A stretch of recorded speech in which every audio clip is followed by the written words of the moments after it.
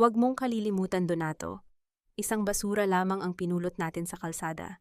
5 taon na ang lumipas ngunit ni isang kislap ng buhay ay hindi nagawa ng babaeng iyan. Baog si Soledad at ang isang baog ay walang puwang sa pamilya Villarreal.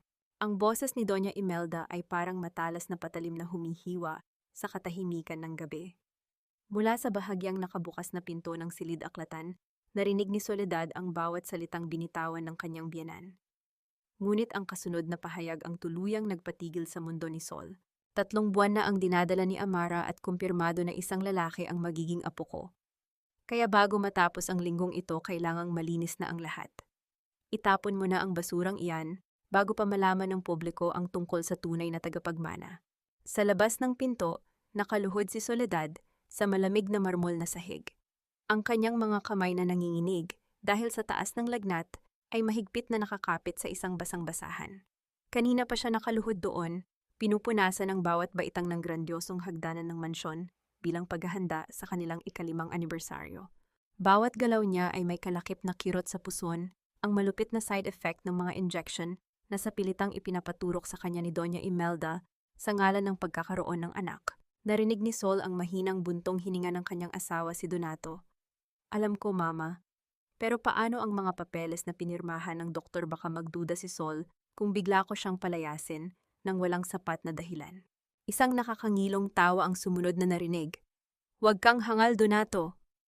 Binayaran ko ang bawat doktor na tumingin sa kanya. Lahat ng resultang hawak niya ay peke. Pinalabas nating siya ang may problema na siya ang sumpa sa pamilyang ito para wala siyang mukhang may harap sa sinuman kapag pinalayas natin siya. Utang niya sa atin ang lahat, kahit ang libing ng tatay niya ay tayo ang nagbayad. Wala siyang karapatang lumaban. Ang tubig sa timba na nasa tabi ni Soledad ay tila naging kasing lamig ng yelo.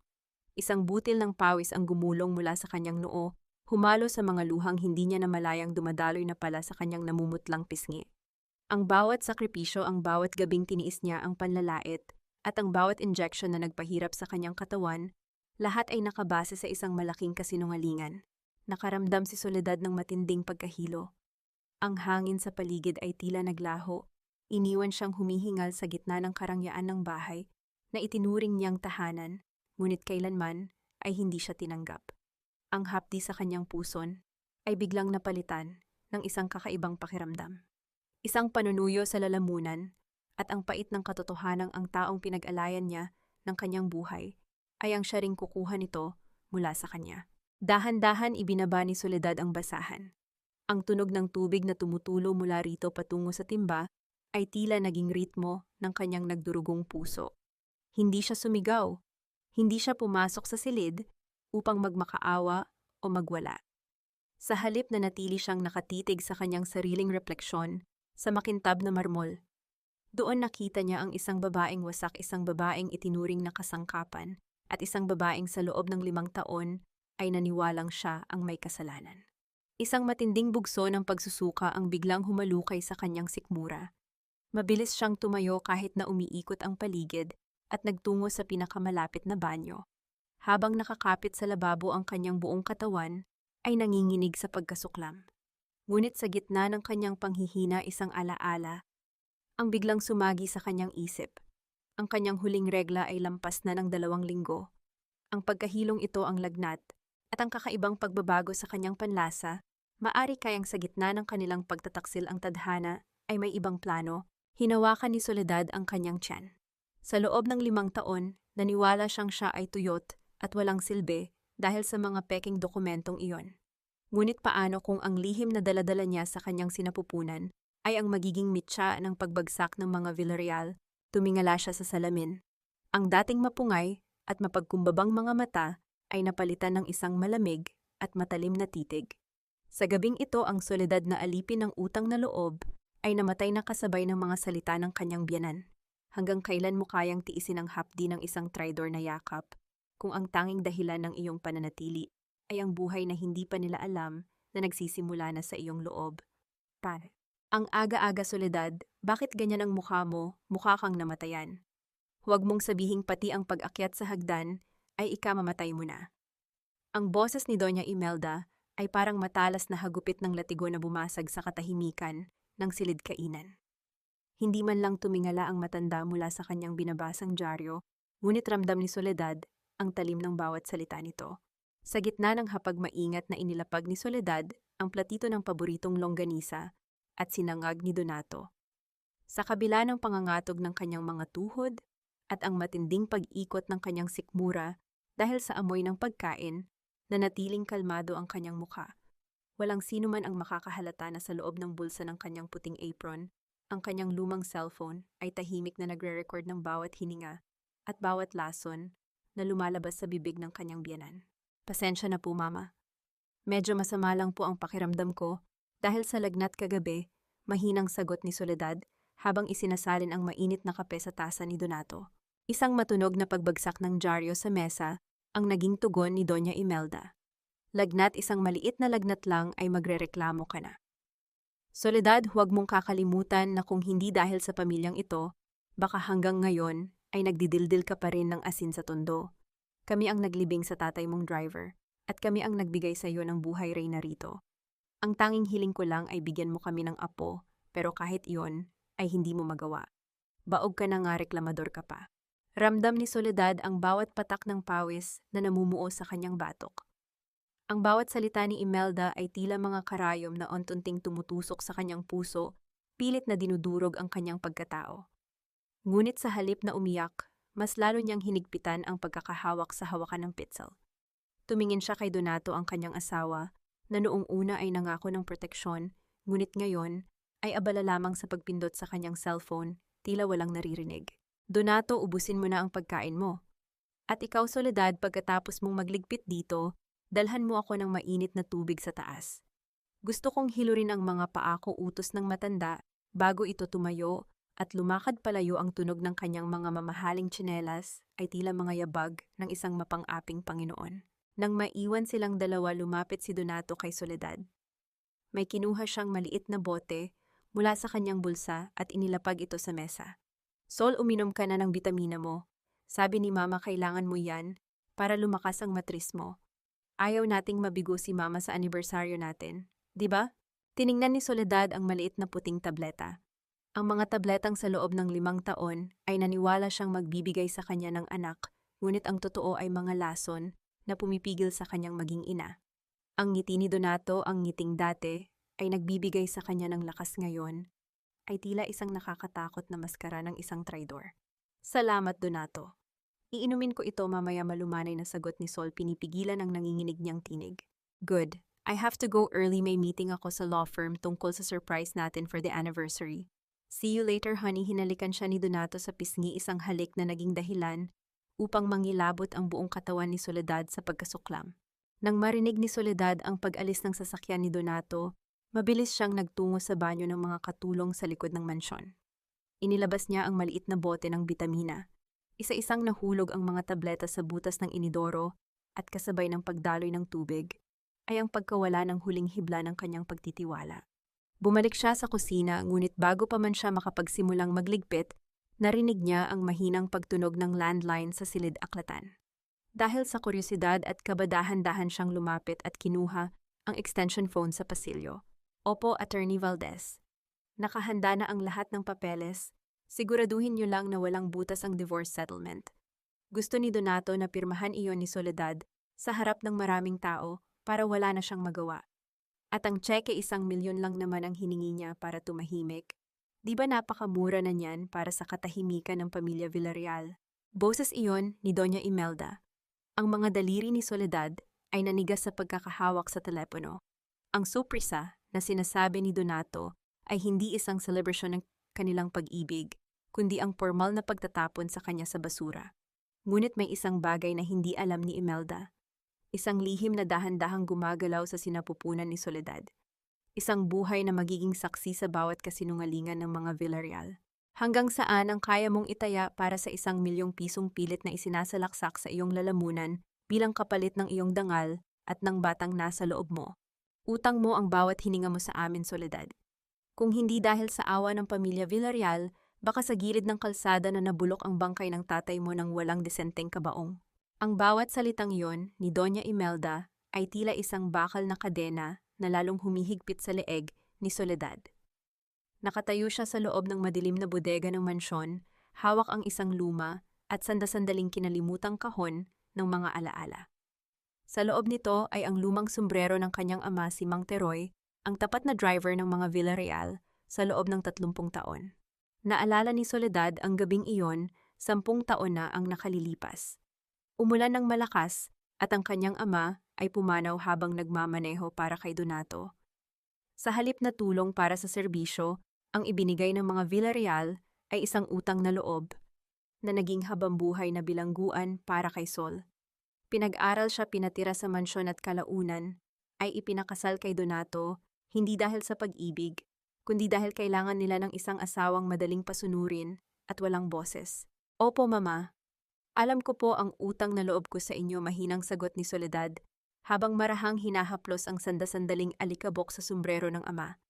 Ang kanyang tinig ay tila isang bulong sa hangin, ngunit sa loob niya ay may namumuong bagyo. Pagkaalis ni Doña Imelda, mabilis na kumilos si Soledad. Nagsuot siya ng isang simpleng blusa at tinakpan ang kanyang mukha ng isang malapad na sombrero. Kailangan niyang lumabas. Kailangan niyang harapin ang isa sa mga arkitekto ng kanyang pagdurusa, si Dr. Arnaldo, ang pamilyang doktor ng mga Villarreal na nagbigay ng hatol na siya ay baog. Sa loob ng klinika, ang amoy ng disinfectant ay tila sumasakal sa kanyang hininga. Pagpasok niya sa silid ni Dr. Arnaldo, nakita niya ang pagkagulat sa mga mata ng matandang doktor. Soledad, anong ginagawa mo rito? Wala tayong appointment ngayon na utal na, sabi ng doktor, habang pilit na itinatago ang panginginig ng kanyang mga kamay. Gusto ko lang pong maliwanagan, Dok, panimula ni Soledad. Inilapag niya ang kanyang lumang bag sa mesa, kung saan ang butas ng zipper ay nakatapat ang lente ng kanyang cellphone na kasalukuyang nagre-record. 5 taon na po akong umiinom ng mga gamot na ibinibigay niyo, pero bakit tila mas lalo lang akong nanghihina? At ang huling resulta ng test ko, sigurado po ba kayo na wala na talaga akong pag-asa? Umiwas ng tingin si Dr. Arnaldo. Inayos niya ang kanyang salamin at kunwari ay may binasang mga papeles. Alam mo naman ang sitwasyon mo, Sol. Masyadong mahina ang iyong matris. At huwag mong kalilimutan ang pamilya Villarreal ang nagpondo sa pagpapatayo ng bagong wing ng ospital na ito. Wala akong dahilan para magsinungaling sa kanila or sa iyo. Isang mapait na ngiti ang sumilay sa mga labi ni Soledad. Ang pondo po ba ng ospital ang dahilan kung bakit kahit ang isang himala ay pilit ninyong pinapatay sa papel, Doc? Biglang naging tensyonado ang atmosfera. Lalong naging mabilis ang paghinga ng doktor. Hindi ko alam ang sinasabi mo. Umalis ka na, Soledad. Marami pa akong pasyente. Ngunit bago pa man makatayo si Soledad, isang malakas na tunog ng notification mula sa cellphone ng doktor ang bumasag sa katahimikan. Nakita ni Soledad ang pagputla ng mukha ni Dr. Arnaldo nang mabasa ang mensahe. Ang kanyang mga mata ay nanlaki sa takot habang mabilis na tumitingin sa pintuan at pabalik kay Soledad. Kailangan mo nang umalis. Ngayon din halos pasigaw na sabi ng doktor habang pilit na itinatulak si Soledad palabas ng kanyang opisina. Huwag ka nang babalik dito kung ayaw mong mapahamak. Nang sumara ang pinto ng klinika, naiwan si Soledad sa pasilyo hinihingal at ang puso ay tila gustong tumalon palabas ng kanyang dibdib. Sino ang nagpadala ng mensaheng iyon? Alam na ba nila na narito siya? Hinawakan ni Soledad ang kanyang tiyan. Ang bawat tibok ng kanyang puso ay tila isang paalala na ang utang na loob na sinasabi nila ay matagal na niyang nabayaran ng kanyang sariling dugo at luha. Hanggang kailan mo kayang takbuhan ang mga aninong pilit na humahabol sa iyo, lalo na kung ang mismong taong dapat mong pagkatiwalaan ang siyang nagmamasid sa bawat hakbang mo mula sa dilim? Soledad, kumuha ka ng mainit na tsaa para sa ating bisita. At siguraduhin mong hindi iyan kasing pait ng iyong mukha. Ang tinig ni Doña Imelda ay puno ng kagalakan, isang tono na kailanman ay hindi narinig ni Soledad para sa kanyang sarili. Sa gitna ng malawak na sala ng mansyon, nakaupo si Amara, ang babaeng naging mitya ng pagkawasak ng kanyang pagsasama kay Donato. Nakasuot ito ng isang mamahaling seda na damit at ang kanyang kamay ay marahang nakapatong sa kanyang tiyan na tila ipinagmamalaki ang buhay na nasa loob nito. Dahan-dahang lumapit si Soledad, dala ang isang tray na may nakapatong na mamahaling porselanang tasa. Habang inilalapag niya ang tsaa, naramdaman niya ang matalim na titig ni Amara, isang titig na puno ng panunuya at tagumpay. Salamat, Soledad, sabi ni Donato Napakagaling mo raw mag-alaga ng bahay.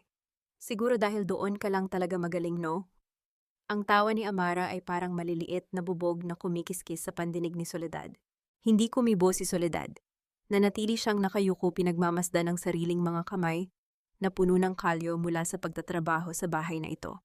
Ang muling pag-akyat ng lagnat sa kanyang katawan ay tila naging isang apoy na sumusunog sa kanyang pasensya, ngunit pinigilan niya ang kanyang sarili.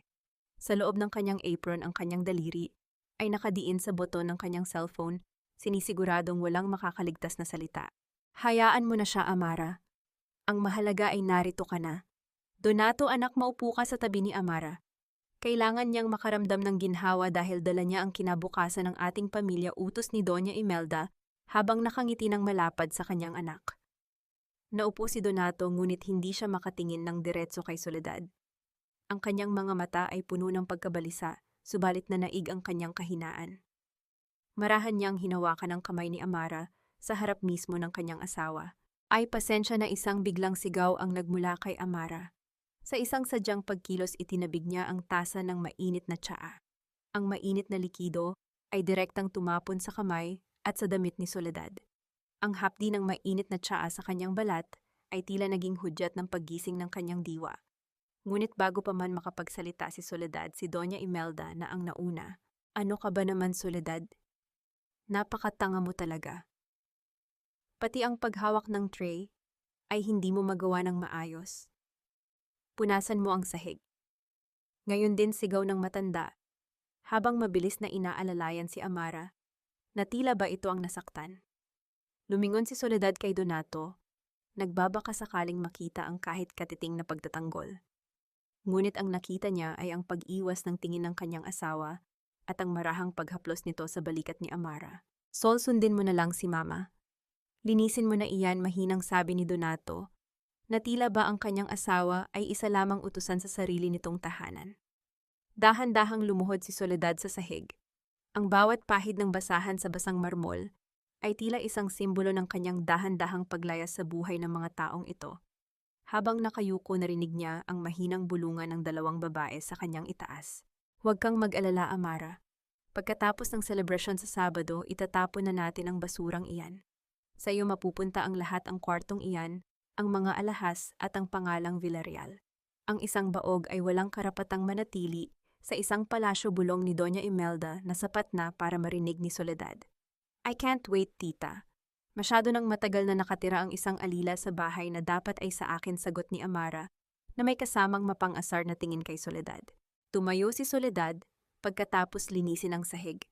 Hindi siya nagpakita ng kahit anong emosyon, ngunit bago siya tumalikod patungo sa kusina, lumapit sa kanya si Amara at bumulong ng napakahina sapat lang para sa kanyang pandinig.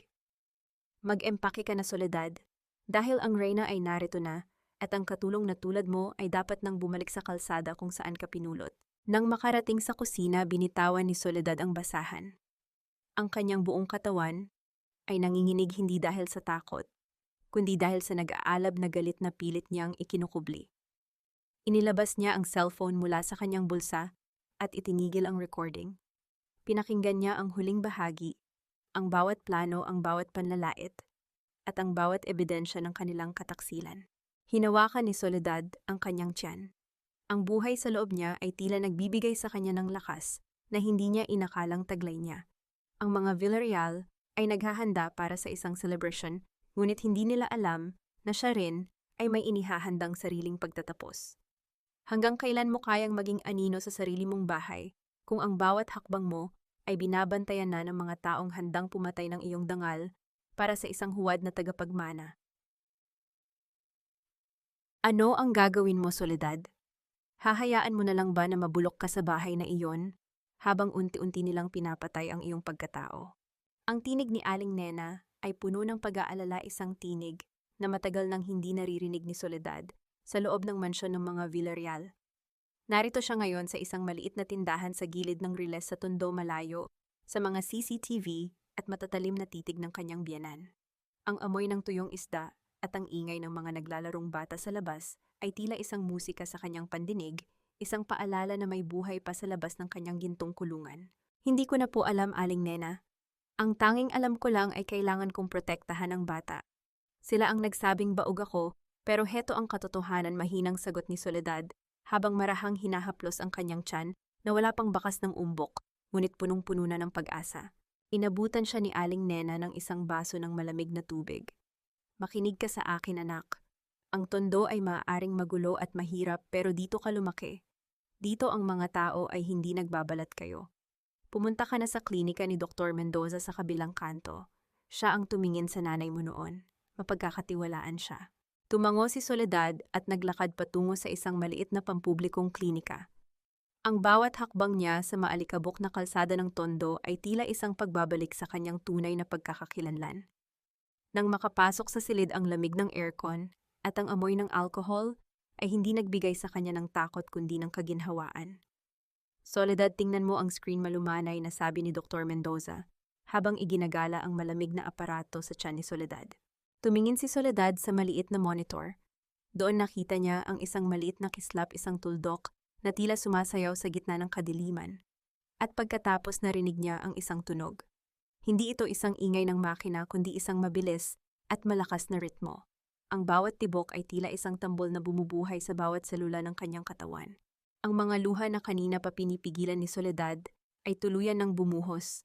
Hindi ito luha ng pait, kundi luha ng isang ina na sa wakas ay nakatagpo ng kanyang sandigan. Sa bawat tibok ng puso ng kanyang anak, nararamdaman ni Soledad ang pagkawala ng takot sa kanyang puso. Normal ang lahat, Sol. 6 na linggo na ang sanggol. Malakas ang kanyang puso, na kangiting sabi ng doktora. Lumabas si Soledad ng klinika na may dalang bagong lakas. Alam na niya ang kanyang gagawin.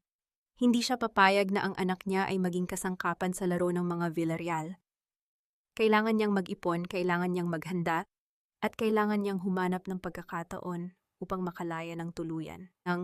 Habang naglalakad siya pabalik sa sakayan ng jeep, biglang tumigil ang kanyang mundo. Isang itim at makintab na sasakyan, isang pamilyar na Mercedes-Benz na may plakang pagmamay-ari ng pamilya Villarreal, ang nakaparada sa tapat ng klinika. Ang kanyang puso ay tila tumigil sa pagtibok. Napansin ni Soledad ang driver na dahan-dahang ibinababa ang bintana ng sasakyan. Hindi ito si Donato, ngunit ito ay ang tauhan ni Doña Imelda, na madalas nitong utusan sa mga lihim na lakad. Mabilis na tumalikod si Soledad at pumasok sa isang masikip na eskinita. Ang kanyang hininga ay naging mabilis at mababaw. Alam na ba nila, sinusundan ba nila siya? Ang katahimikan ng eskinita ay tila sumasakal sa kanya habang hinihintay ang anumang tunog ng yabag ng paa na hahabol sa kanya. Hanggang kailan mo kayang itago ang liwanag ng isang bagong buhay kung ang mga aninong pilit na bumubulag sa iyo ay narito na sa iyong likuran, handang bawiin ang huling pag-asang hawak mo? Tatunte. Maupo ka, Soledad. Mukhang napagod ka sa iyong biglaang pag-alis kanina ng walang paalam. Halika, huwag mong hayaang masayang ang biyayang nasa mesa. Ang boses ni Doña Imelda ay tila isang malambot na pelus, ngunit sa pandinig ni Soledad ito ay kasing talim ng isang nakatagong patalim. Pagkabalik niya mula sa tondo, nadatnan niya ang matanda na naghihintay sa malawak na silid kainan.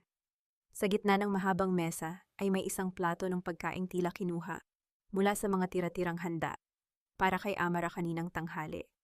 Ang kanin ay tuyo na at ang ulam ay may namumuong sebo, isang malinaw na pagpapakita ng kanyang katayuan sa bahay na yon.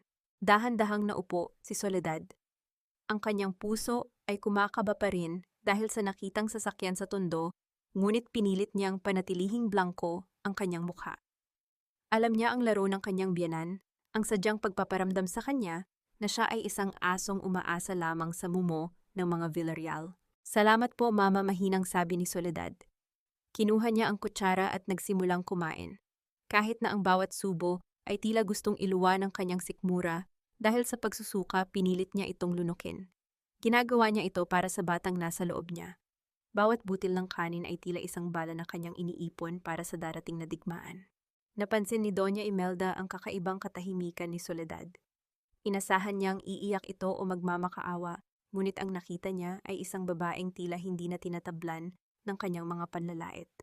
Ang kawalan ng reaksyon ni Soledad ay nagdulot ng pagkainis sa matanda. Alam mo, Soledad, ang pagiging matiisin ay isang magandang katangian ng mga taga-tondo. Siguro dahil sanay kayo sa basura at hirap kaya kahit ang mga tira-tira ay itinuturing ninyong espesyal pangungutya ni Imelda habang marahang iniinom ang kanyang tsaa. Huwag kang mag-alala, malapit na ring matapos ang iyong paghihirap. Pagkatapos ng Sabado, makakabalik ka na sa pinanggalingan mo. Hindi sumagot si Soledad. Sa halip, marahan niyang pinunasan ang kanyang bibig at tumayo. Tapos na po akong kumain. Ililigpit ko na po ito. Nang gabi ring iyon, pumasok si Donato sa kanilang silid na tila pasan ang buong mundo. Ang kanyang mukha ay maputla at ang kanyang mga mata ay hindi mapakali. Ibinagsak niya ang kanyang briefcase sa sofa na naging dahilan upang bumukas ito ng bahagya. Habang nagpapalit si Donato ng damit sa banyo, lumapit si Soledad upang ayusin ang gamit ng asawa. Doon nakita niya ang isang dokumentong hindi dapat nandoon. Isang Notice of Transfer of Funds mula sa kumpanya ng mga Villarreal patungo sa isang personal na account. Ang halaga ay napakalaki sapat na upang bumili ng isang penthouse sa Makati. Napagtanto ni Soledad na unti-unting ninanakawan ni Donato ang sarili nilang kumpanya para lamang tustusan ang marangyang buhay ni Amara at ang kanilang magiging anak. Ngunit ang mas nakahihintay na sorpresa ay nasa ilalim ng mga papeles na iyon. Isang asul na folder na may titulong Petition for Nullity of Marriage. Mabilis na binuklat ni Soledad ang mga pahina. Ang kanyang mga mata ay nanliit ng mabasa ang nakasaad na dahilan, psychological incapacity and fraud due to concealment of infertility. Pinalalabas nila sa dokumento na niloko ni Soledad si Donato bago pa sila ikasal na alam niyang baog siya ngunit itinago niya ito. Isang malaking kasinungalingan na gagamitin nila upang mapawalang bisa ang kasal nang hindi nagbibigay ng kahit anong ari-arian sa kanya. Narinig ni Soledad ang pagpihit ng doorknob ng banyo. Mabilis niyang ibinalik ang folder at ang mga papeles sa loob ng briefcase. Huminga siya ng malalim at tumayo sa tabi ng bintana, pinagmamasdan ang madilim na hardin sa labas. Pumasok si Donato at tiningnan siya ng may halong pagdududa. Sol, bakit gising ka pa? Matulog ka na, kailangan mong maging maayos para sa selebrasyon sa Sabado. Inaayos ko lang ang isusuot ko. Donato, sagot ni Soledad nang hindi lumingon. Ang kanyang boses ay malamig, walang bakas ng pagmamahal na dati ay laging naroon. Sa dilim ng gabi, habang nakahiga sa tabi ng lalaking nagbalak na sirain ang kanyang dangal, naramdaman ni Soledad ang isang malakas na sipa mula sa kanyang sinapupunan. Isang munting paalala na sa gitna ng mga patibong na inilatag sa mesa, siya ay may dalang isang katotohanang hinding-hindi nila mapapatay. Gaano mo kayang itago ang iyong panginginig kung ang taong katabi mo sa pagtulog ay ang siya palang humuhukay ng libingan ng iyong kinabukasan? Bad tahas. Bagay na bagay sa iyo ang kulay na iyan, Soledad. Ang abong ito ay sadyang sumasalamin sa iyong katayuan, maputla, malamig at walang buhay. Ang tinig ni Doña Imelda ay puno ng panunuya habang pinagmamasdan si Soledad sa harap ng malaking salamin. Pinilit ng matanda na isuot ni Sol ang isang luma at hindi akmang damit na kulay abo para sa gabing ito. Habang ang lahat ng panauhin sa malawak na ballroom ng Villarreal Estate ay nagniningning sa kani-kanilang mga mamahaling hiyas at makukulay na gown, si Soledad ay tila isang anino sa gitna ng liwanag. Ang kanyang mukha ay sadyang pinaputla ng makeup artist na inutusan ni Imelda upang magmukha siyang may sakit at hulas sa paningin ng mga tao. Habang naglalakad si Soledad sa gitna ng ballroom, naramdaman niya ang matatalim na titig at ang mga bulungan ng mga nasa paligid. Ang tunog ng mga kubyertos na tumatama sa porselana at ang mahinang tawanan ng mga alta sosyedad ay tila mga hiyaw ng panlalait sa kanyang pandinig. Nakita niya si Donato sa malayo, nakasuot ng tuxedo at nakangiti habang kausap ang ilang mga negosyante. Sa tabi nito ay si Amara na nakasuot ng nagniningning na pulang gown. Tila ba ito na ang tunay na reyna ng gabing iyon? Biglang tumayo si Doña Imelda sa gitna ng entablado at kinuha ang mikropono. Ang lahat ng ingay ay biglang naglaho, napalitan ng isang nakabibinging katahimikan. Mga kaibigan, pamilya at mga kagalang-galang na panauhin, panimula ng matanda ang kanyang boses, ay puno ng huwad na emosyon. Narito tayo upang ipagdiwang ang 5th anibersaryo ng aking anak na si Donato at ni Soledad. Ngunit sa likod ng marangyang pagdiriwang na ito, may isang masakit na katotohanang kailangan nating harapin. Naramdaman ni Soledad ang pagtulo ng malamig na pawis sa kanyang likuran. Alam niya ang susunod na mangyayari. Ang bawat hakbang ni Imelda ay tila paglapit ng isang mamamatay tao sa kanyang biktima. Sa loob ng 5 taon naging matiisin ang aking pamilya patuloy ni Imelda habang ang kanyang mga mata ay direkta nang nakatingin kay Soledad. Naniwala kami sa katapatan. Ngunit nalaman namin na ang aming pinakamamahal na si Soledad ay naging madaya.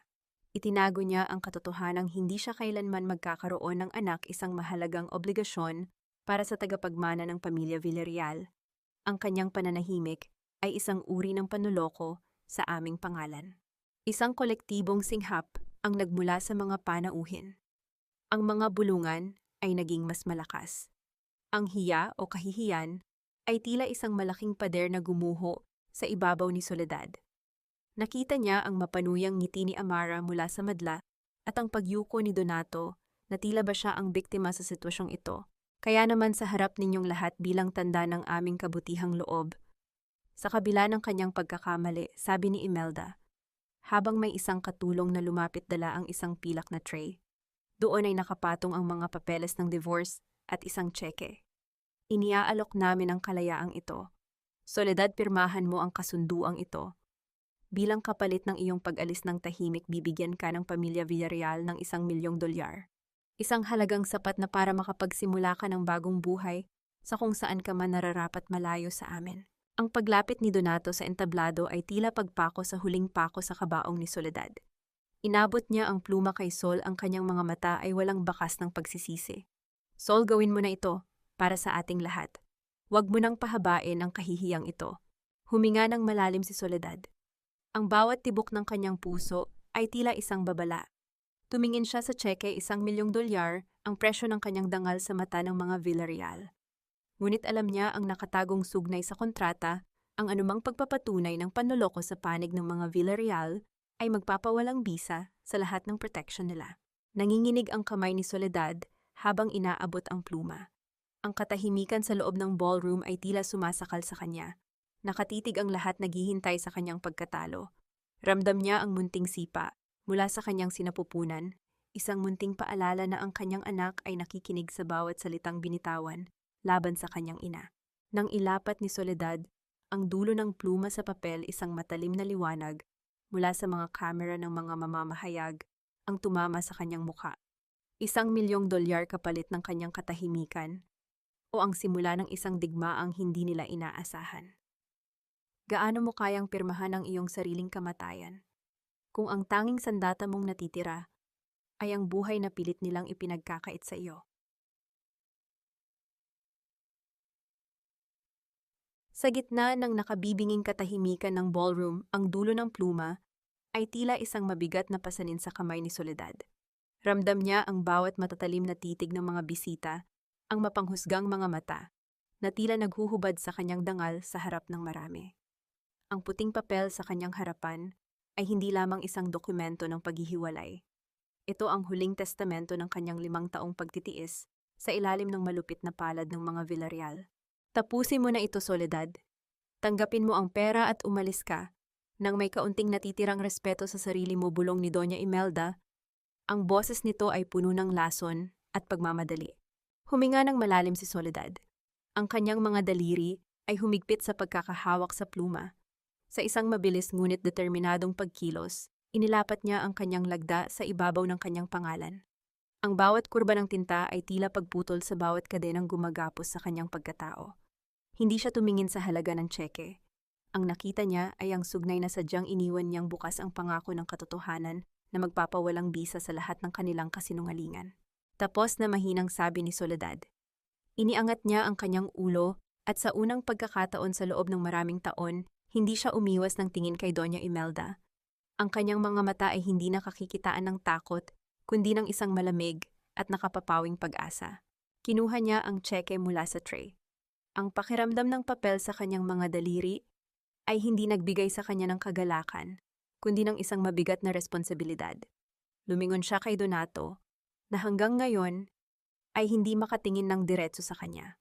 Ang kanyang asawa, ang lalaking nangakong mamahalin siya sa hirap at ginhawa, ay nanatiling nakatayo roon, huli at hulas sa sariling kaduwagan.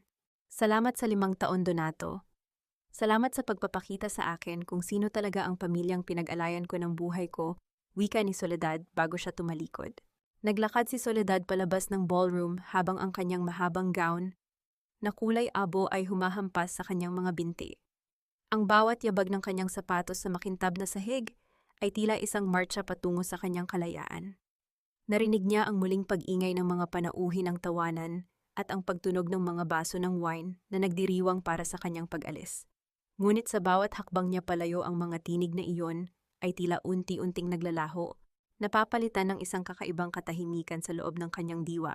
Paglabas niya ng gate ng Villarreal Estate, sinalubong siya ng malamig na hangin ng gabi. Walang sasakyang naghihintay sa kanya, walang tagapaglingkod na magbubukas ng pinto. Ngunit sa ilalim ng liwanag ng buwan, naramdaman ni Soledad ang isang malakas na sipa mula sa kanyang sinapupunan. Isang munting paalala na hindi siya nag-iisa.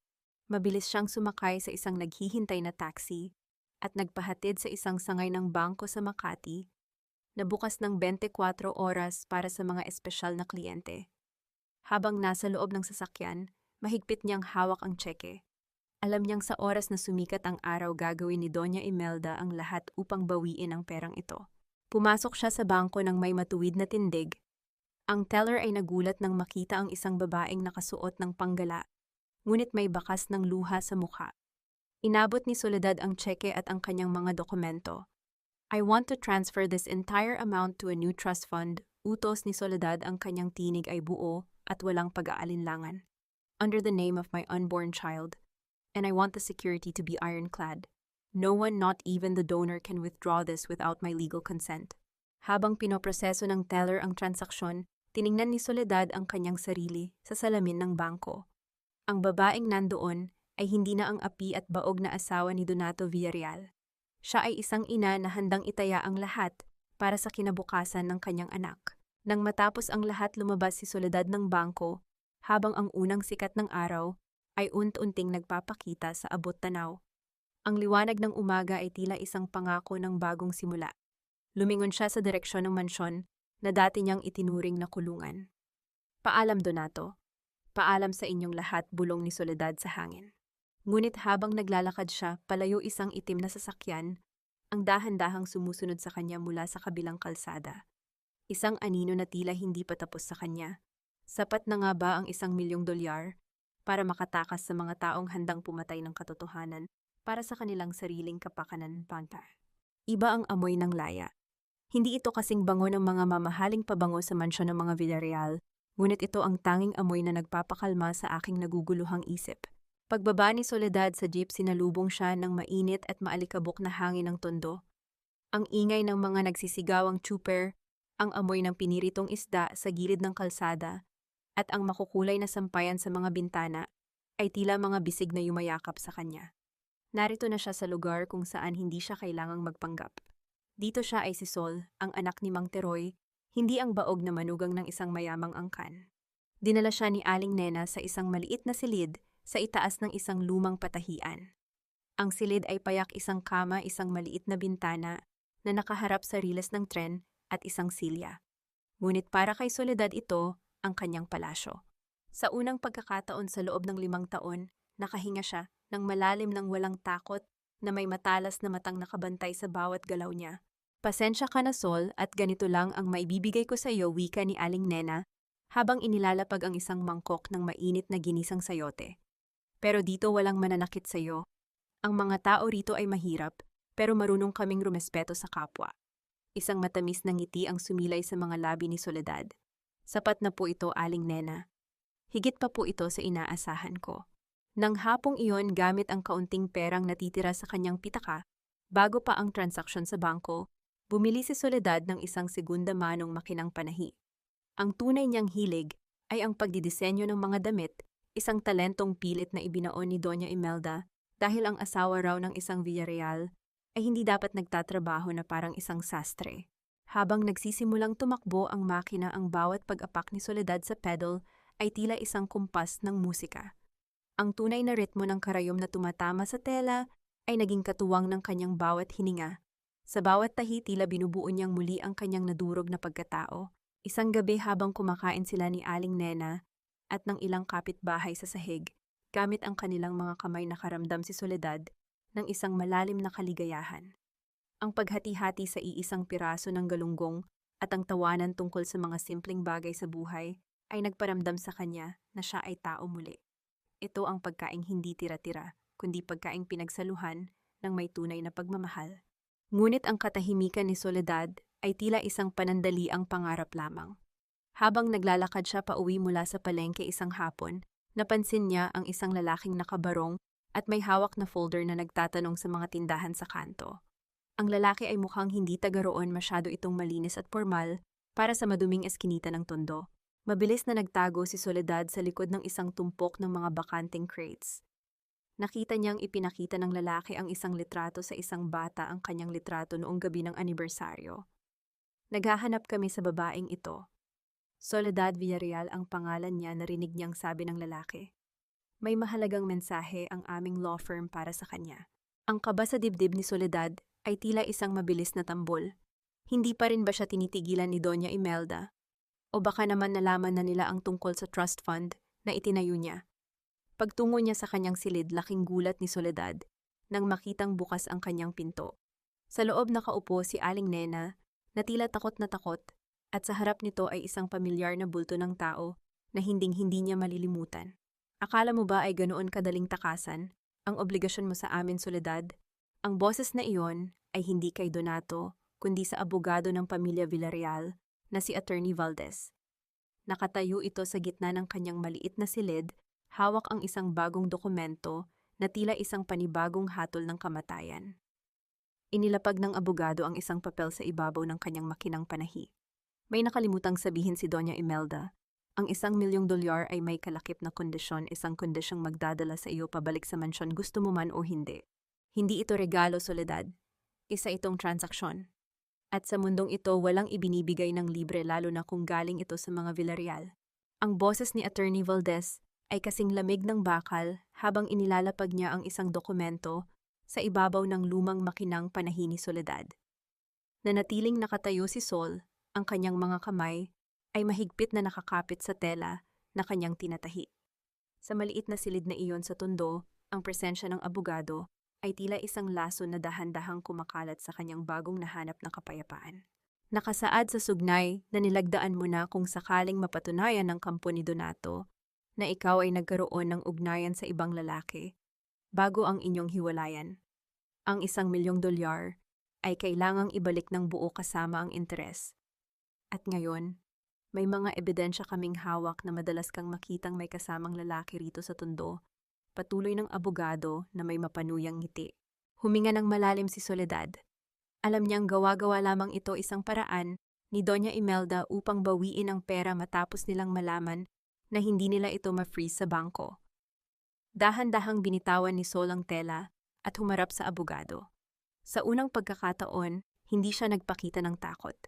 Sa halip, kinuha niya ang kanyang lumang cellphone mula sa kanyang bulsa.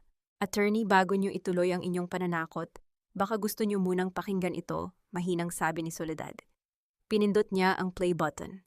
Ang boses ni Doña Imelda ay malinaw na umalingaw-ngaw sa silid, ang pag-amin nito na pinalabas nilang baog si Sol, ang pag-amin tungkol sa anak ni Amara, at ang plano nilang hiyain siya sa publiko.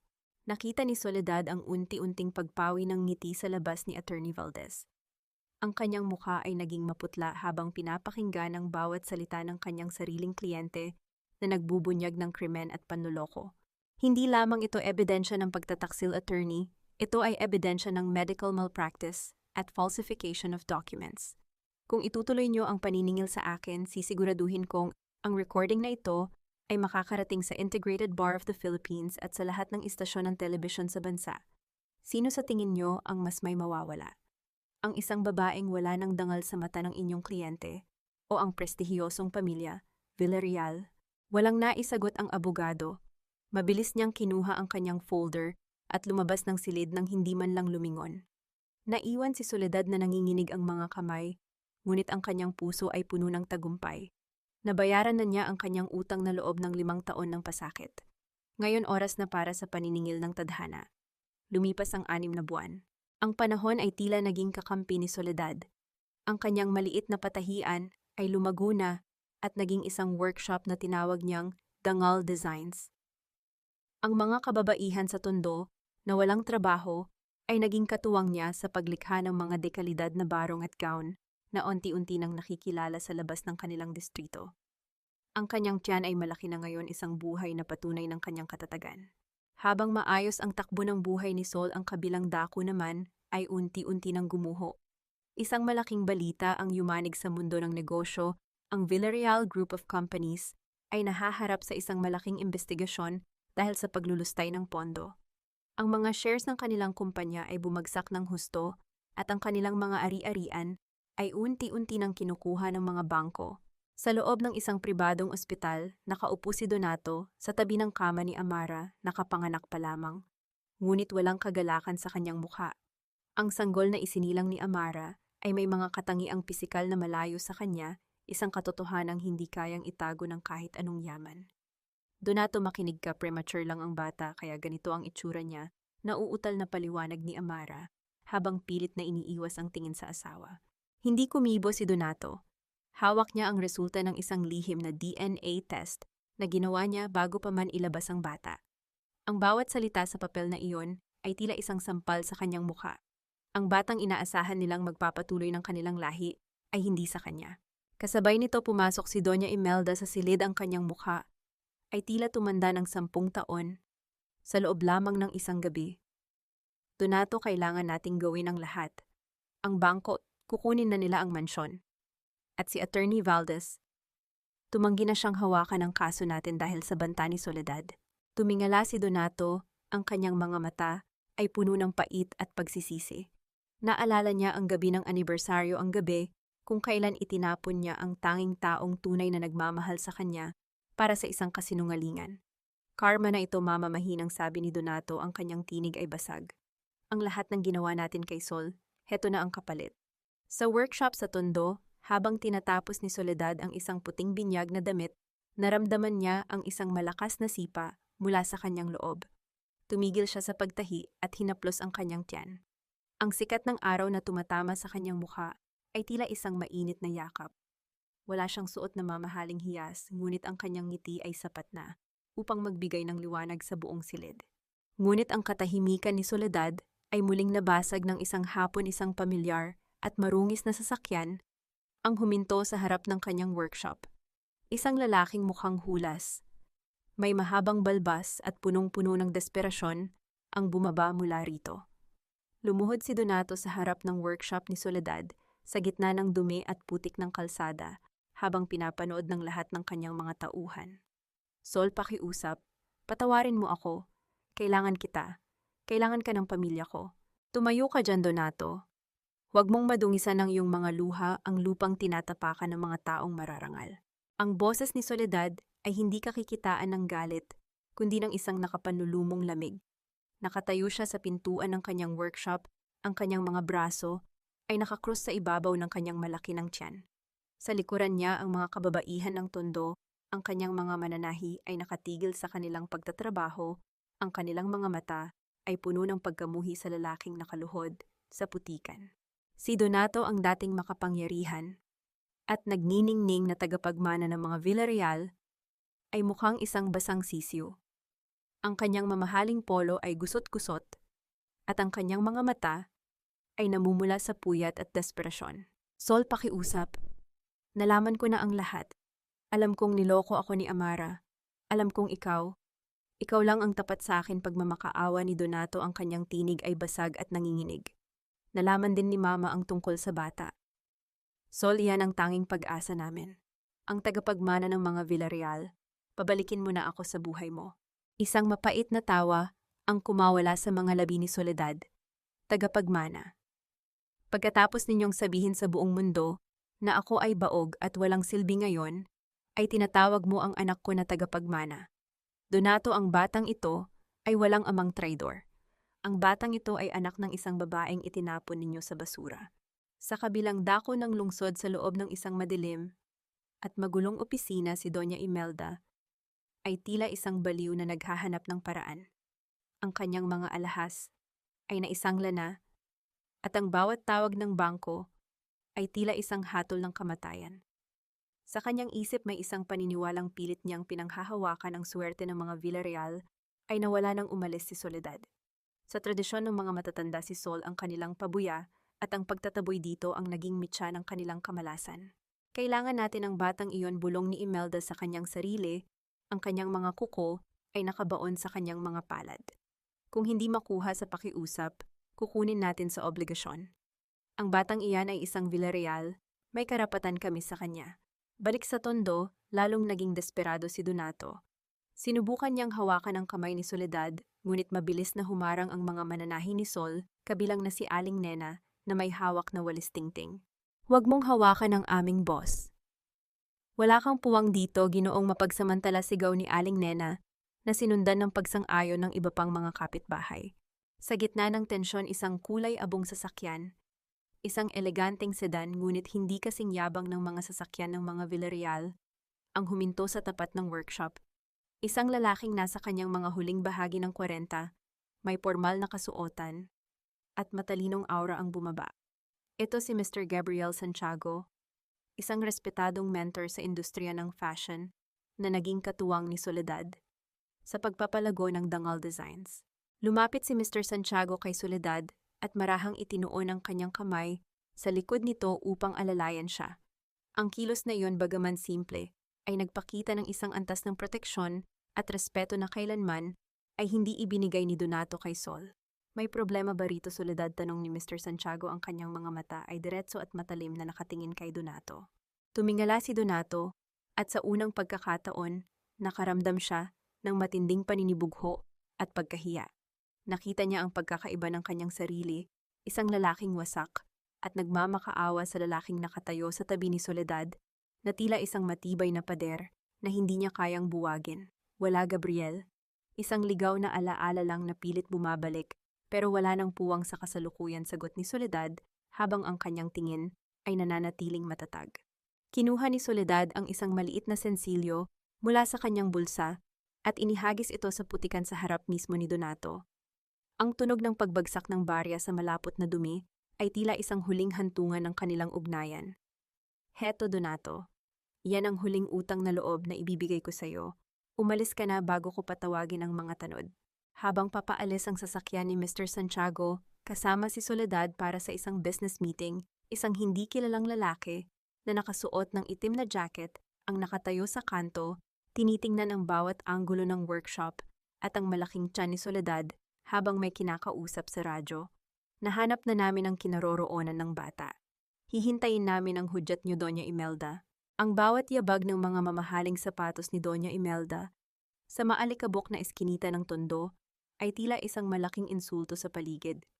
Nakataas ang kanyang baba, pilit na iniiling ang kanyang ilong sa amoy ng imburnal at tuyong isda habang nakasunod sa kanya ang isang lupaypay na Donato.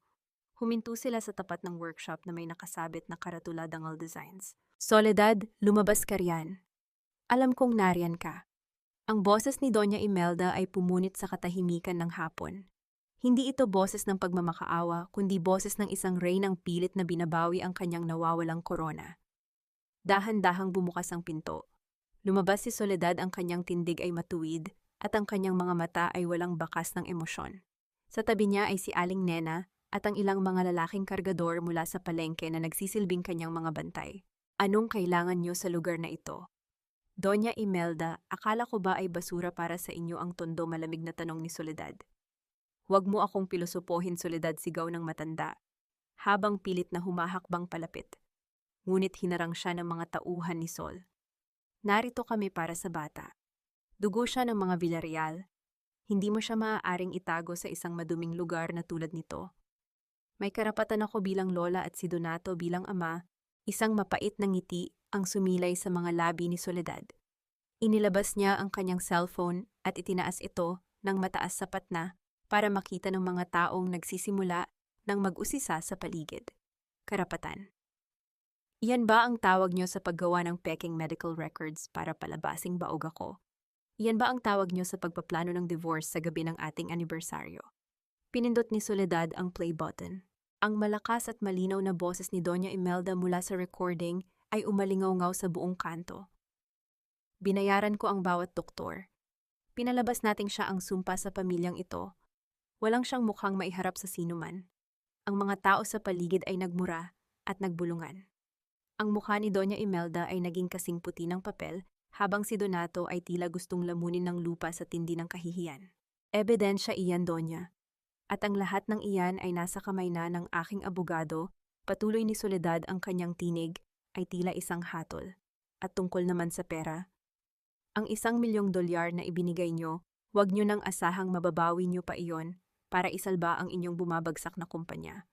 Nakalock iyon sa isang trust fund para sa anak ko. Hinding-hindi nyo iyon mahahawakan kahit pamabulok kayo sa utang. Sol, pakiusap.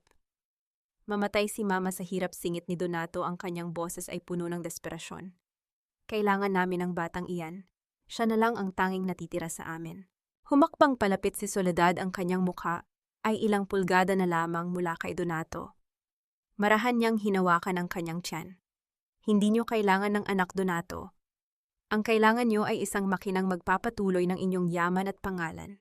Pero ang makinang yon ay matagal niyo nang sinira. Ang buhay na narito sa loob ko ay hindi kailanman magiging isang Villarreal.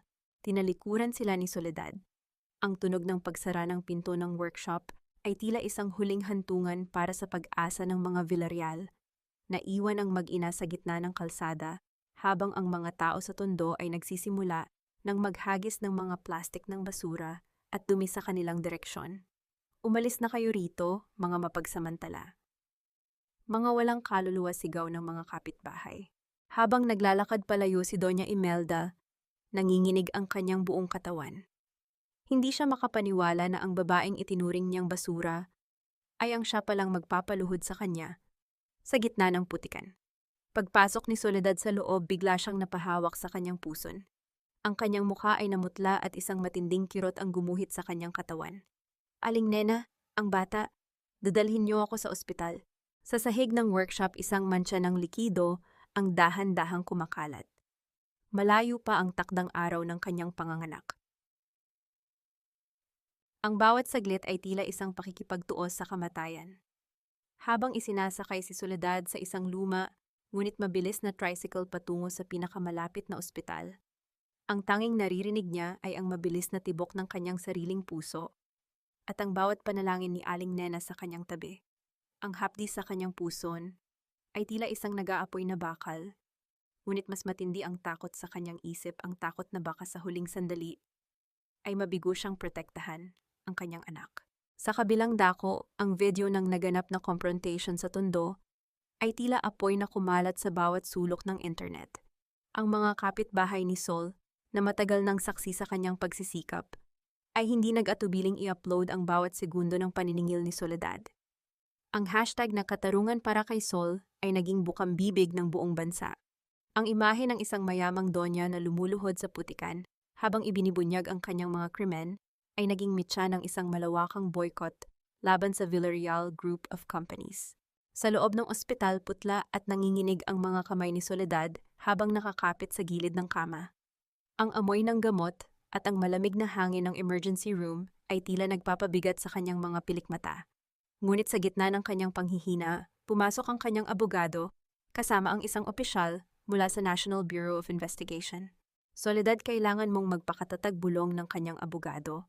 Dahil sa ebidensyang inilabas mo, hindi lamang ang divorce settlement ang ating gigibain. Ang lahat ng kanilang ginawa, ang falsification ng iyong medical records at ang psychological abuse ay magiging batayan ng ating pagsasampa ng kasong kriminal laban kina Doña Imelda at Donato. At dahil sa fraud clause na sila mismo ang naglagay sa kontrata, ang kanilang karapatan bilang ama o pamilya ng bata ay tuluyan ng mapapawalang bisa. Isang mahinang buntong hininga ang kumawala sa mga labi ni Soledad. Ang hustisya na dati ay tila isang pangarap na abot langit ay narito na sa kanyang mga kamay. Ngunit ang kapalit nito ay ang kanyang kalusugan at ang buhay ng kanyang sanggol. Habang nagaganap ito, ang pamilya Villarreal ay nakakaranas ng isang bangunggot na gising. Ang kanilang mga stock sa merkado ay bumagsak sa pinakamababang antas sa kasaysayan ng kanilang kumpanya. Ang mga malalaking brand na dati ay katuwang nila ay isa-isang naglabas ng pahayag na pinuputol na ang anumang ugnayan sa mga Villarreal. Ang pangalang dati ay simbolo ng kapangyarihan ay naging simbolo na ngayon ng kasalanan at pandaraya. Hindi ito maaari. Hindi tayo pwedeng matalo ng isang tagatundo, sigaw ni Doña Imelda sa loob ng kanilang madilim na sala habang pinapanood ang balita tungkol sa kanilang nalalapit na pagbagsak. Ngunit wala nang nakikinig sa kanya. Ang kanyang sariling mga tauhan ay nagsimula na ring umalis dala ang mga gamit na maaari pa nilang mapakinabangan. Sa loob ng puting silid ng ospital, isang hindi kilalang babae ang kumatok sa pinto ni Soledad. Hindi ito isang reporter o isang opisyal, kundi isang ordinaryong ina na nakapanood ng kanyang kwento.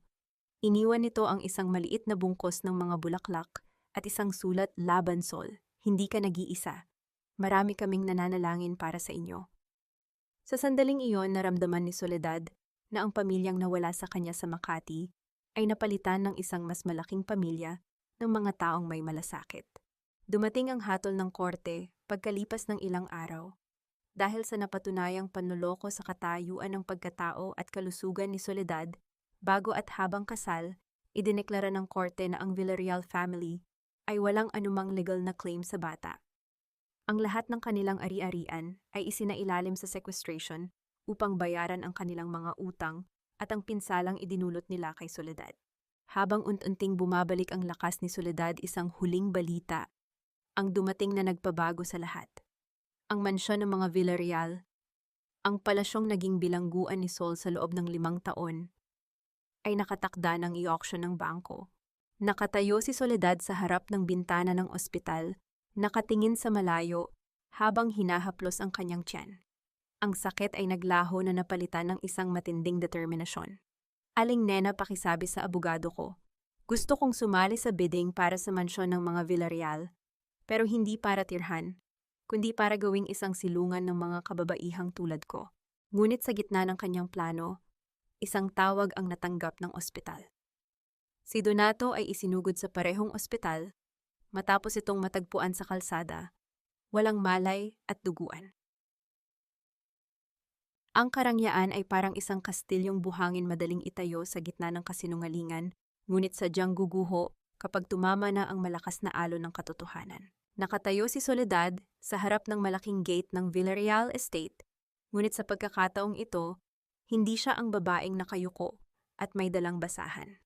Nakasuot siya ng isang simpleng asul na dress na nagpapakita ng kanyang ganap ng pagbubuntis, at sa kanyang tabi ay ang kanyang abogado at si Mr. Gabriel Santiago. Ang mga sheriff ay kasalukuyang nagdidikit ng mga anunsyo ng sequestration sa bawat sulok ng bakod.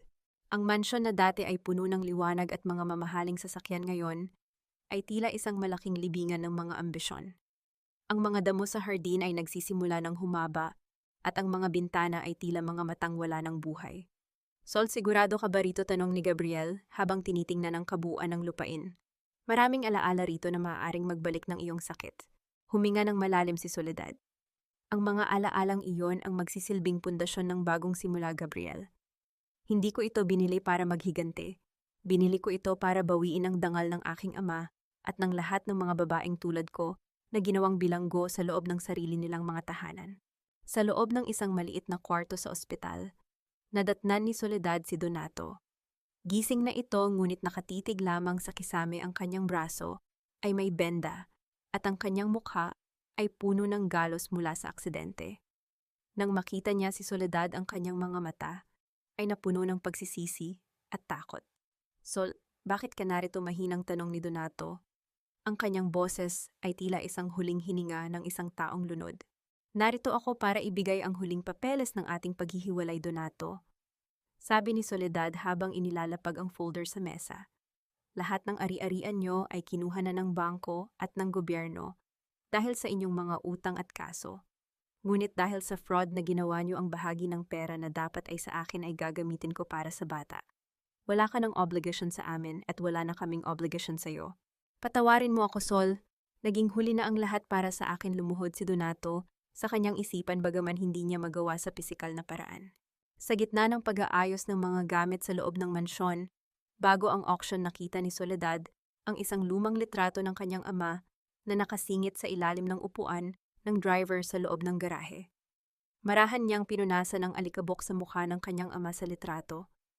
Ang isang patak ng luha ay nahulog sa kanyang pisngi, hindi dahil sa pait, kundi dahil sa wakas ang kanyang ama ay malaya na rin sa serbisyo sa mga taong hindi marunong rumespeto. Dumating si Doña Imelda, hulas ang buhok at punit ang dating mamahaling damit. Pilit siyang humaharang sa mga sheriff, nagsisigaw na kanya ang bahay na iyon. Nang makita niya si Soledad, mabilis siyang lumapit at sinubukang lumuhod, isang huling desperadong pagtatangka na gamitin ang emosyon. Soledad, anak, pakiusap, pigilan mo sila. Kami ang nagpalaki sa'yo, utang na loob, huwag mong hayaang mawala ang lahat sa amin. Hiyaw ng matanda, ang kanyang mga kuko ay kumakamot sa semento. Tiningnan siya ni Soledad nang may matinding habag. Doña Imelda, ang utang na loob ay binabayaran ng pasasalamat, hindi ng habambuhay na pagkaalipin.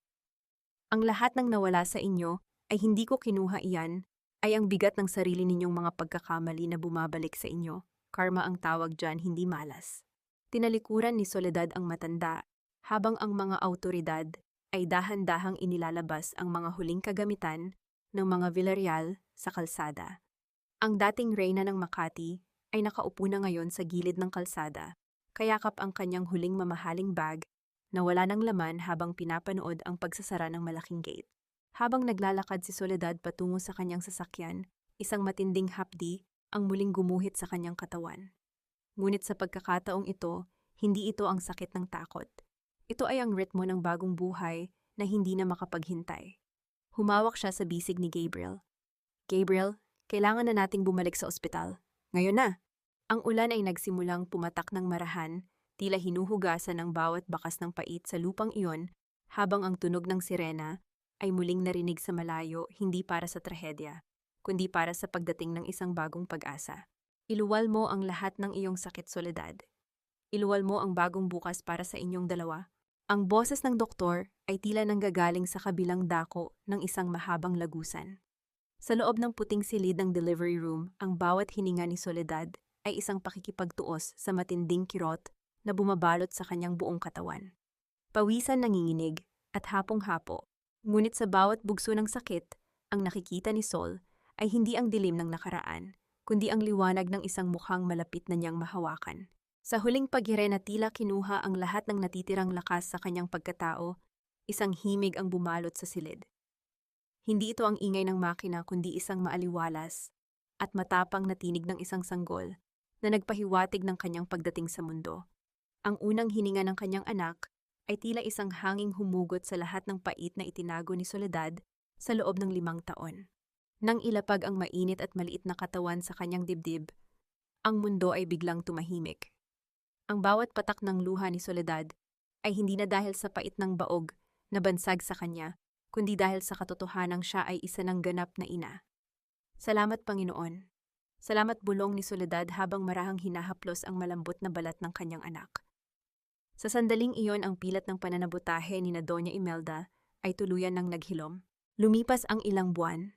Ang dating mansyon ng mga Villarreal ay hindi na ang malamig at madilim na palasyo ng Makati. Ngayon, ang mga pader nito ay napintahan na ng kulay ng pag-asa. Ang bahay dangal ay binuksan na para sa mga kababaihang biktima ng pang-aabuso at kawalang katarungan. Ang malawak na sala kung saan hiniya si Soledad noon ay naging isang silid-aralan at workshop para sa mga nagnanais magkaroon ng bagong simula. Habang naglalakad si Soledad sa pasilyo, karga ang kanyang anak na si Teodoro na isinunod ang pangalan sa kanyang yumaong ama, nakita niya ang kanyang sarili sa malaking salamin.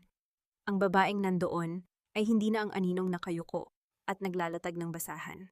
Ang kanyang mga mata ay nagniningning sa saya at ang kanyang tindig ay puno ng awtoridad at pagmamahal. Isang hapon habang nakaupo si Soledad sa hardin ng bahay dangal, isang pamilyar na bulto ng tao ang huminto sa labas ng gate. Si Donato. Malayo ang itsura nito sa dating marangyang Ginoo. Nakasuot siya ng simpleng t-shirt at luma ng pantalon, may dalang maliit na kahon ng mga laruan. Tumingin siya kay Soledad mula sa malayo, at sa kanyang mga mata ay makikita ang isang malalim na pait, ang pait ng isang lalaking nirealisa, na ang lahat ng kayamanang ipinaglaban niya ay walang saysay kumpara sa pamilyang itinapon niya. Hindi lumapit si Donato. Alam niyang wala na siyang karapatan. Ipinatong na lamang niya ang kahon sa gilid ng gate at dahan-dahang tumalikod, naglalakad palayo patungo sa kawalan. Sa isang maliit at madilim na paupahang silid sa gilid ng Maynila, nakaupo si Doña Imelda. Hawak niya ang isang lumang dyaryo kung saan tampok ang tagumpay ni Soledad at ang pagbubukas ng bahay dangal. Ang matandang reyna ay wala ng korona, Wala ng mga tagapagsilbi at wala ng yaman. Ang tanging kasama niya ay ang katahimikan ng kanyang sariling kasalanan. Ang bawat gabi ay tila isang walang katapusang paalala na sa paghahangad niya ng perpektong tagapagmana ay tuluyan niyang pinatay ang tanging tunay na pagmamahal na mayroon ng kanyang pamilya. Tumingala si Soledad sa langit habang ang huling sikat ng araw ay humahalik sa kanyang pisngi. Ang hangin ng tondo ay humahalo sa samyo ng mga bagong bulaklak sa kanyang hardin. Wala na ang utang na loob na tanikala, wala na ang hiya na naging bilangguan. Malaya na tayo, anak, bulong ni Soledad habang hinahagka ng noo ni Teodoro. At ang ating kwento ay hindi magtatapos sa pait, kundi sa isang matamis na paghilom. Habang payapang naglalakad si Soledad, papasok ng bahay isang huling sulat ang iniabot ng kanyang tauhan. Walang pangalan ang nagpadala, ngunit sa loob nito ay may isang susi at isang maliit na papel na may nakasulat, "Para sa anak ni Mang Teroy." Ang lahat ng kinuha ay naibalik na. Sino ang nagpadala ng sulat na ito? At anong huling sikreto ang itinatago ng susi na maaaring magpabago muli sa kanilang buong kinabukasan at bahal? Lumipas ang 5 taon na tila isang dahan-dahang agos ng malinis na sapa hinuhugasan ang bawat latak ng pait na iniwan ng nakaraan. Ang bahay dangal ay hindi na lamang isang gusali. Ito ay naging isang simbolo ng pag-asa sa gitna ng syudad. Ang mga pader na dati ay saksi sa mga lihim na pananakit ay puno na ngayon ng mga guhit ng mga bata at mga disenyo ng mga damit na sumasagisag sa kalayaan ng bawat babaeng naninirahan doon. Nakatayo si Soledad sa balkonahe ng mansyon, pinagmamasdan ng kanyang 5 taong gulang na anak, na si Teodoro, habang masayang nagtatakbo sa malawak na hardin. Kasama nito si Aling Nena na tila naging tunay na lola na ng bata. Ang tawa ni Teodoro ay isang musika na nagpapalimot kay Sol sa bawat gabing siya ay umiyak sa dilim. Sa kanyang kamay, hawak ni Soledad ang maliit na susi na iniwan sa kanya noong araw ng kanyang panganganak. Nalaman niya ang katotohanan sa likod nito. Ito ay ang susi sa isang lumang baul na itinago ng kanyang ama sa ilalim ng sahig ng kinalakihan nilang Draper's Quarters. Sa loob ng baul na iyon ay hindi ginto o mamahaling hiyas, kundi mga liham ng pasasalamat mula sa mga taong tinulungan ng kanyang ama ng palihim at isang maliit na ipon na inilaan ni Mang Teroy para sa kanyang kinabukasan. Ito ang tunay na kayamanan, ang dangal ng isang ama na kailanman ay hindi nabahiran ng dumi ng mga Villarreal. Sa kabilang dako ng bakod ng buhay, madalas makita si Donato na nakatayo sa labas ng gate, tinitingnan ng anak na kailanman ay hindi niya mahahawakan. Wala na siyang yaman, wala na ang kanyang kumpanya, at nagtatrabaho na siya bilang isang hamak na ahente para lamang mabuhay. Isang gabi, naglakas loob siyang lumapit kay Soledad sa isang pampublikong kaganapan para sa kawanggawa. "Sol, gusto ko lang malaman mo na masaya ako para sa inyo. At patawad dahil naging huli ang lahat para sa akin," mahinang sabi ni Donato. Ang kanyang boses ay puno ng katotohanang masakit tanggapin. Tumingin si Soledad sa kanya ng may kapayapaan. "Napatawad na kita, Donato. Hindi dahil karapat-dapat ka, kundi dahil karapat-dapat ang puso ko sa katahimikan. Ngunit ang pagpapatawad ay hindi nangangahulugang pagbabalik sa dati. Ang buhay ko ngayon ay para sa aking anak at sa aking misyon." Si Doña Imelda naman ay nanatiling bilanggo ng kanyang sariling karangyaan sa nakaraan. Naninirahan siya sa isang payak na nursing home na pinopondohan ng gobyerno. Ang kanyang mga araw ay ginugugol niya sa pakikipag-usap sa hangin, tila iniuutos pa rin sa mga hindi nakikitang katulong na linisin ang kanyang mga alahas na wala na. Ang kanyang huling hantungan ay ang kawalan ng alaala ng mga taong dati ay pilit niyang pinaglilingkuran. Isang hapon, habang nagtatahi si Soledad ng isang bagong disenyo, lumapit si Teodoro at niyakap ang kanyang binti. "Mama, bakit po ang ganda ng mga tahi niyo?" tanong ng bata. Ngumiti si Soledad at binuhat ang anak. Dahil ang bawat tahi na ito, anak, ay gawa sa pag-ibig at katotohanan. Iyan ang tanging bagay na hindi kayang sirain ng kahit anong bagyo. Nahanap na nga ni Soledad ang kanyang kapayapaan. Ang baog na babae na itinapon sa kalsada ay ang siya palang naging ugat ng isang malaking kagubatan ng pag-asa. Ang kanyang kwento ay hindi lamang tungkol sa paghihiganti, kundi tungkol sa muling pagbuo ng sarili mula sa mga pira-pirasong nadurog ng iba. Natutunan ni Soledad na ang tunay na utang na loob ay hindi sa mga taong nagbigay sa iyo ng material na bagay, kundi sa iyong sarili na nanatiling matatag at hindi bumitaw sa gitna ng dilim. Ang bahay dangal ay mananatiling nakatayo, isang paalala na sa bawat paglubog ng araw may darating na bukang liwayway na magdadala ng tunay na paghilom. Ang huling sikat ng araw ay tumama sa mukha ni Soledad habang hawak ang kamay ng kanyang anak. Malaya, marangal, at higit sa lahat buo. Ang bawat paglubog ng araw ay hindi lamang pagtatapos ng liwanag, kundi isang pangako na sa susunod na umaga may bagong pagkakataon na tayong isulat ang ating sariling tadhana nang wala na ang mga anino ng kahapon. Malaya na si Soledad at sa wakas ang bawat tahi ng kanyang buhay ay hindi nagawa sa pait, kundi sa matibay na hibla ng pag-asa at dangal. Mga mahal kong tagapakinig, maraming salamat sa inyong matiyagang pagsama sa mahabang paglalakbay na ito ni Soledad. Habang isinusulat ko ang mga huling bahagi ng kwentong ito, hindi ko mapigilang mapaluha, lalo na sa eksenang nadatnan ni Sol si Donato sa gitna ng putikan sa tondo. Isang malaking paalala na ang buhay ay parang isang piraso ng mamahaling tela, maaaring mabutas, maaaring marumihan, at maaaring gupit-gupitin ng mga taong mapagsamantala, ngunit nasa atin ang hawak ng karayom at sinulid upang muli itong buuin at gawing isang obra maestra.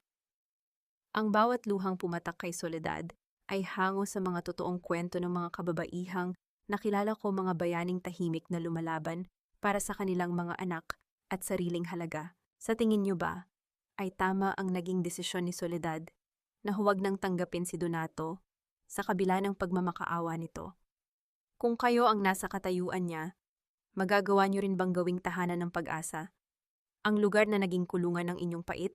Sana ay naging katuwang niyo ang kwentong ito habang kayo ay nagluluto, naglalaba o nagpapahinga matapos ang isang mahabang araw.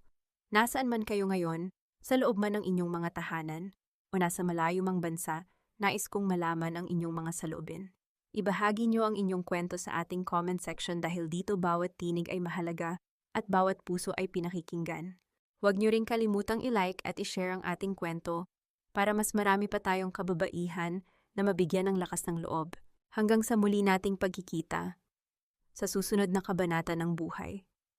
Naway manatili kayong matatag, marangal, at laging may pag-asa sa inyong mga puso. Pagpalain po kayo ng may kapal. Pamagat ng kwento ang hibla ng dangal. Ang pagbangon ni Soledad paunawa.